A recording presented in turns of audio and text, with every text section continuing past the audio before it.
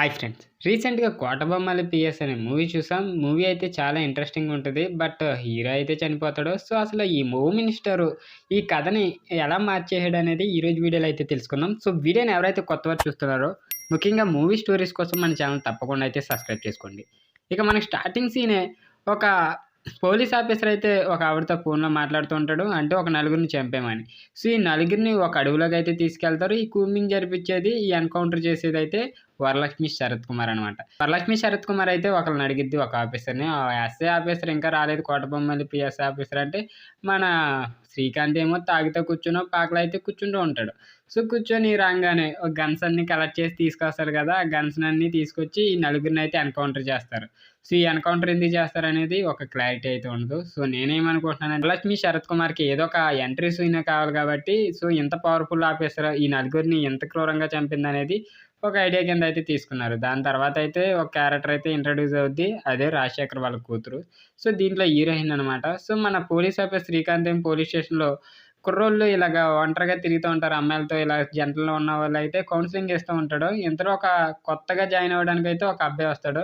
So, అతను ఇక jeep డ్రైవర్‌గా అయితే తోలుతూ ఉంటాడు. సో, ఇంకా హీరోయిన్ వాళ్ళ బావేమో ఒక రౌడీ అనమాట. ఆ యాదవ్ ఏం చేస్తాడంటే ఈళ్ళ ఇంటికొచ్చి సర్వే అని జెప్పి అసభ్యంగా అయితే ప్రవర్తిస్తాడు. దాని తర్వాత మన శ్రీకాంత్‌ను ఇంకో ఆఫీసర్ ఇద్దరు బయటికైతే వెళ్తారు. ఒక మర్డర్ ఇన్వెస్టిగేషన్ గురించి. సో, అలా పోలీస్ స్టేషన్ తరపున కేసులన్నీ తిరిగి చూస్తూ ఉంటారు. ఇంతలో ఎమ్మెల్యే తరపు అంటే అక్కడ లోకల్ ఎమ్మెల్యే హోమ్ మినిస్టర్ తరపు కొంతమంది కుర్రోళ్ళైతే ఒక వీడియోనైతే తీస్తారు. ఆ వీడియో ఏంటంటే శ్రీకాంత్ మీద కొంచెం యాంటీగా అయితే ఉంటది. ఆ వీడియోని తర్వాత రిలీజ్ చేద్దాం అనుకుంటారు.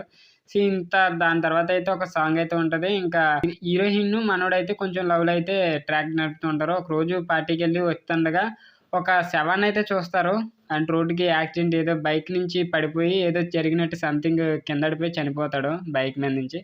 దాని తర్వాత బయటకి తోలేవాడేమో అక్కడి నుంచి పారిపోతాడు. వీళ్ళేమో ఆ దగ్గరికెళ్ళి ఈయన్ని హాస్పిటల్‌లో జాయిన్ చేపిస్తే మన మీదకొస్తది.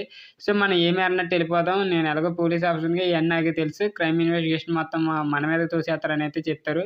సో, ఇదేమో హోమ్ మినిస్టర్‌కి కావాల్సిన కుర్రోడు ఇప్పుడే దొరికాడు కదా! అని శ్రీకాంత్‌నైతే ఇరికిచ్చేద్దామని వరలక్ష్మి శరత్ కుమార్ దగ్గరికెళ్ళి ఐపీఎస్ ఆఫీసర్ వరలక్ష్మి శరత్ కుమార్ అక్కడికెళ్ళైతే ఏం చెప్తాడంటే, నీకు మంచి పొజిషన్ ఇస్తా వాడిని పట్టుకొని కూంబింగ్ అయితే జరపమని అయితే చెప్తాడు. సో, ఇక ఈ వరలక్ష్మి శరత్ కుమార్ అయితే ఈ హీరోయిన్ ఉంటది చూడు, హీరోయిన్ దాని పక్కన ఉన్న ఇంకో అబ్బాయి, ఇక శ్రీకాంత్ ఈ ముగ్గురిని పట్టుకోవడానికైతే గొప్ప ప్లాన్ అయితే ఏస్తది. ఇంటికి ఫోన్ చేద్ది. సో, మా గురించి పోలీసులు ఎవరైనా వచ్చారని అడిగిద్ది. సో, అడిగిన వెంటనే రాలేదని చెప్పంగానే మన శ్రీకాంత్ ఈళ్ళ ముగ్గురు ఏం చేస్తారంటే ఒక అటవీ ప్రాంతానికైతే ఎళ్ళిపోతారు. సో, ఇక వార్తల్లో కోటబొమ్మల పీఎస్‌కి సంబంధించిన ముగ్గురు ఒక వ్యక్తిని చంపేసి పారిపోయారనైతే న్యూస్ అయితే ఏస్తూ ఉంటారు. ఈళ్ళ ముగ్గురు ఒక ఈ మారుమూల గ్రామంలో ఇక టీవీలు లేని ఆ ప్రాంతంలో అయితే ఎళ్లి దాక్కొని ఇంక ఉంటారు. ఈ హోమ్ మినిస్టర్ అయితే ఫోన్‌లు చేసి అయితే ఇబ్బంది పెడతాడు. నువ్వు తొందరగా ఆ ప్రాంతంలోకెళ్ళి వాళ్ళని పట్టుకో అని.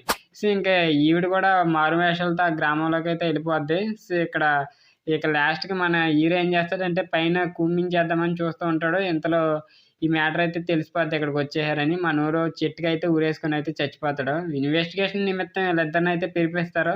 సో, మీరే చంపారు కదా! అని చెప్తాడు. అంతలోకి మన హీరో అయితే ఒక సెల్ఫీ వీడియో అయితే తీసుకొని ఒక ఫ్యామిలీకైతే పంపిస్తాడు. ఒక ఫ్యామిలీతో అయితే హోమ్ మినిస్టర్ ఆఫ్ మనుషులైతే డిలీట్ చేస్తారు. కానీ అందరైతే తీయరు. ఒక్కడిదే తీస్తారు. సో, మెయినోడి దగ్గరైతే ఒకటి ఉండిపోద్ది. సో, కోర్ట్‌లో సబ్మిట్ చేయడానికైతే మనోడికి కావాల్సొచ్చిద్దని అప్పుడైతే చెప్తాడు. సో, ఊరేసుకున్నది పోలీస్ స్టేషన్‌లో అని చెప్పారు. ఇదేమో ఔట్ సైడ్ ఉంది. విలేజ్ సైడ్ ఉంది. సో, ఫారెస్ట్ సైడ్ ఉన్న వీడియోని మీరు ఇక్కడెందుకు ఇలా చేశారు? ఈ కేస్‌ని సీబీఐకి అయితే అప్పజెప్తామని అయితే చెప్తాడు జడ్జి. సో, ఫైనల్లీ ఇక ఆళ్ళిద్దరిని విడిపిచ్చేసి బయటికైతే ఎళ్ళిపోతారు. ఇది చిన్న స్టోరీ. అంత పెద్ద లాగ్ అయితే చేశారు. ఇదంతా ఒక పొలిటికల్ డ్రామా మూవీ అనమాట. ఒక మర్డర్‌నయితే సృష్టిచ్చారు. ఆ మర్డర్ తర్వాత ఇలాగా వీళ్ళే చేసినట్టు క్రియేట్ చేస్తే ఎలా ఉంటదనేది ఈ మూవీ. సో, మూవీ స్టోరీ అయితే కొంచెం తెలిసిందే అనిపిస్తది. కొత్తగా ఏమి ఉండదు. సో, మీలో ఎంతమంది ఈ మూవీని చూసారు? కింద కామెంట్ రూపంలో తెలియజేయండి. వీడియో నచ్చితే తప్పకుండా లైక్ చేయండి. ఇలాంటి మూవీ స్టోరీస్ కోసం మన ఛానల్ తప్పకుండా సబ్స్క్రైబ్ చేసుకోండి.